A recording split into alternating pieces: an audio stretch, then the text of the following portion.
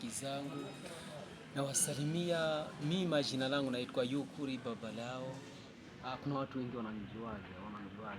Lakini nataka niwaambie kwa kitu cha kuhusu mapenzi. Naona mapenzi ya hivi jamani ni mauzo tu. Naona tu ni mauzo sana hata, lakini msijali, msikate tamaa. Tutakuwa tunabadilisha.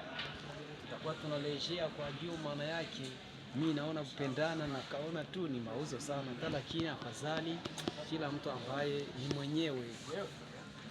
Nashukuru sana. Ndabakunda ariko nyene agiye turimo jenga mu bintu sinzi. Sinzi ariko ibintu turimo agiye kunda umuntu ukabona ntabwo nifatiro giwe, ariko mugerageze kwamwa kuyagana bibaho.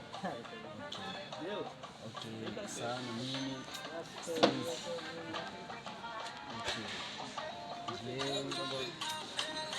Mbona ibintu sinzi. Muvugisha. Yes mami. Umuntu ugwamagaye muvugisha tu. Umeze neza nta kibazo. Ya nanje ndagukumbuye cyane mami wanjye.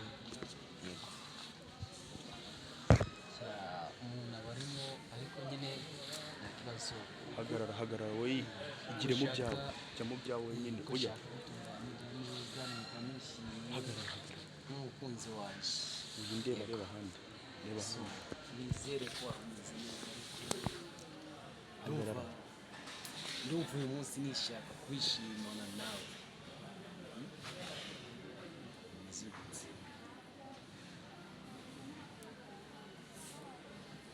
Iyo usetse mba numva ari byiza, iyo usetse bintera courage yo kuba wambera mama w'abana. Vuga cyane no kuvuga nyine kugira ngo bintera kuba wambera mama w'abana banje. Mami, I love you. Yurakaye ntago binshimisha, birambabaza kandi nizera ko nawe atari byiza kuba wabikora. Ngaho mbwira iki winde bajya mu byawe. Hagarara aho rero ubwawe. Okay, ntakibazo mami. Turabivuga nawe gusa numva kubaka akanya, numva nshaka kuganira nawe bikabashimisha, kuko mba numva uyu munsi sinzi. Kandi iyo nabyutse neza kuba ari imbaraga zawe, biterwa n'imbaraga zawe. Guma. Benshi babyifuza ariko bitabasha kubahira.